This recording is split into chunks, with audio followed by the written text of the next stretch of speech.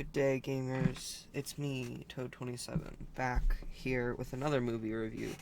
And of course, we will now be looking at Christopher Nolan's first film, his directorial debut, The Following. It's just Following. Sorry. Don't get your knickers in a twist.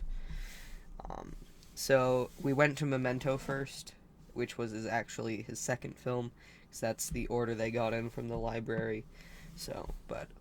I just recently watched I'm sorry. I know it's Following, but it sounds nicer to say The Following, but besides the point. Watched it, and as far as directorial debuts go, and as far as Christopher Nolan coming into his own, I think it was a very good step in the right direction. It laid the foundations for some of his themes that would continue to be prevalent throughout his films. So, roll that intro.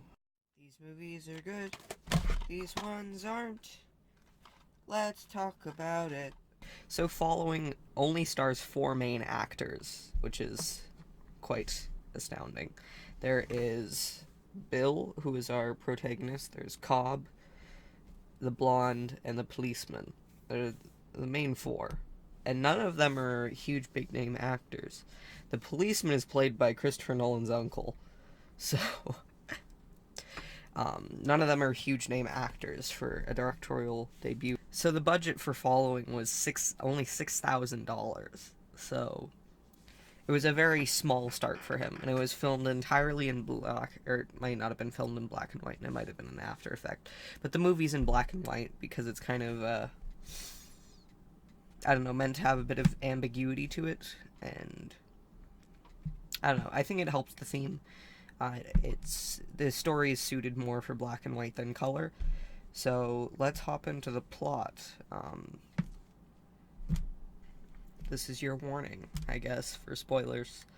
It's less insane than Memento was, but this is your warning, because I'll be diving into them pretty soon. So we follow Bill, who is unemployed at the moment, but he's a writer, and he's looking for material on his newest book, and he finds the best way to do that, and the most interesting way to do that, is to just follow people, just wherever they go. Just picks a person and just follows them. But he has some rules about following people, because, he's not a creep or anything. He never follows the same person twice, even though he broke that rule, and that's what leads to the events of the film. He also doesn't follow women down dark alleys, just as, a courtesy, I guess. He doesn't follow people for too long. All that jazz. But then he just kind of throws his rules out the window, because he is so enticed by this man named Cobb. So Cobb goes into a diner, and Bill sits down, a little bit away, just kind of, get information on him. Then Cobb comes and sits with him and is just like, "Why are you following me, huh, punk?" And Bill's like, I wasn't following you." And then, blibbity blobbity, Cobb is just like, "Come along." And Cobb's a burglar. He's a burglary man. And he just breaks into homes and just takes some stuff. Or if they're going on holidays, he just lives there. So, we don't learn a ton about Cobb, but I think that's kind of some of the genius of the film, is that Cobb is never given true motives other than money. So that's interesting. There's also kind of a fifth character that plays a decently sizable role. The bald man, even though he's not really bald, he just has a definitive receding hairline. It's just how they characterize him. Bill joins Cobb on all these burglaries, just for funsies. But then they burgle this model's house. They're just like, ooh. But then Bill decides to follow the model and gets to know the model. Wink wonk. Um, and even though it is a very poor choice to date the woman that you've robbed her house, that's not a great course of action, most would say. Um, so, anyways, around the middle of the film, we learn that Cobb and the blonde are playing Bill like a damn fiddle. They are using him. We presume that Cobb and the blonde are involved romantically, and that is why the blonde is helping Cobb. Because Cobb went to go burgle a house, but then it was just like, whoopsie daisy, there's a dead woman, just chilling, whoopsie doopsie.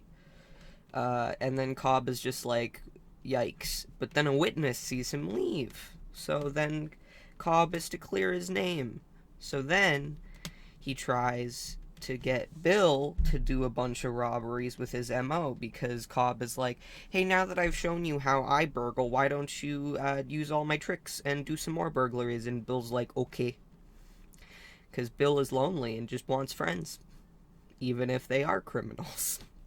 So Bill does a bunch of robberies and is just like, yeah, we did it. Yeah. Because Cobb wants to draw suspicion away from himself and plop it onto Bill. But here's the thing. So, towards the middle of the film, we are led to believe that Cobb and the blonde are working together to trick Bill. But here's the catch. Is that Cobb is actually working for the bald man. And there's layers of trickery. The first layer is tricking Bill. The second layer is tricking the blonde. Because the blonde witnessed the bald guy murder a guy who, I don't know, owed him money or something. He's apparently like a club owner. The blonde witnessed the bald man kill somebody in her house and still has the bloody rug as proof if she ever wanted to go to the police. So Cobb ends up killing the blonde in the end. The old woman is not actually... There's no old woman who died. And she was merely to convince the blonde that she had to make sure Bill continued burglaring and gave him incentive. Because the place he burgled was the bald man's office. So it had a safe with pictures of her. And that. So... yeah, and we're led to believe that the blonde tells us that the bald man is blackmailing her, but in actuality, she's blackmailing the bald man for good reason, because it's murder evidence that she's blackmailing him with. But then Cobb just wants all that money, so then the hammer, whoop. The hammer is the weapon of choice in this film, for it kills 2 people and severely injures 1. So, Home Depot, really, we better get some watch lists out. Besides the point, I appreciated this film a lot. Definitely it has less punch than Memento, but it was nice. Memento was a little bit too much at times. But I definitely very much enjoyed this film. We weren't stuck in the perspective of the main character, so it was more of just a story. It's also told out of order, similar to Memento, where we're just given events. And we have to put together the sequence ourselves based on the length and facial hair of Bill and whether he has a black eye. Whether he has a black eye or not. He starts the film with long hair and a beard. Then he shaves and cuts his hair. And then later he gets a black eye and bruises on his face. So that's kind of our way to distinguish the times. So yeah, at the end of the film, Bill tries to go to the police, saying that Cobb murdered this old woman. And then the police are like, there's no old woman who was murdered. And basically, Cobb set up everything perfectly. because they robbed the old woman's house, but Bill kept, or no, not the old woman, the blonde's house, but Bill kept some of the blonde's stuff and was able to frame it because Cobb was able to frame the blonde's murder on Bill because he had given a man who walked into the office that he was trying to rob. He gave him a bruise with a hammer and hospitalized him. So Cobb covered his tracks perfectly because he basically trained Bill to rob exactly like him. So when Cobb was able to disappear and just slip through the cracks, and Bill wanted to try to be upright, he couldn't. And I believe the last shot of the film is in a crowd. We see Cobb, and then we people walking by the camera, and then he disappears, which I mean is not exactly a new trope, but it very much kind of nailed in the fact that Cobb was very ambiguous and he didn't have any clear affiliation, because the only reason he was working with the bald man presumably is for the money that was also in the safe. So yeah, there's a lot, and it probably sounds really confusing after I've said it. It's again one of those that you can be completely spoiled on it, but you can probably still enjoy it. I definitely quite enjoyed the film. So yeah, so following Christopher Nolan's directorial debut, I think it works. I think it accomplishes what it needs to, and he definitely tries to lay some of the roots for his later themes, and I think it's overall a very well done film. It doesn't have as much punch as Memento does. There's a big jump between Following and Memento, budget-wise, star-wise,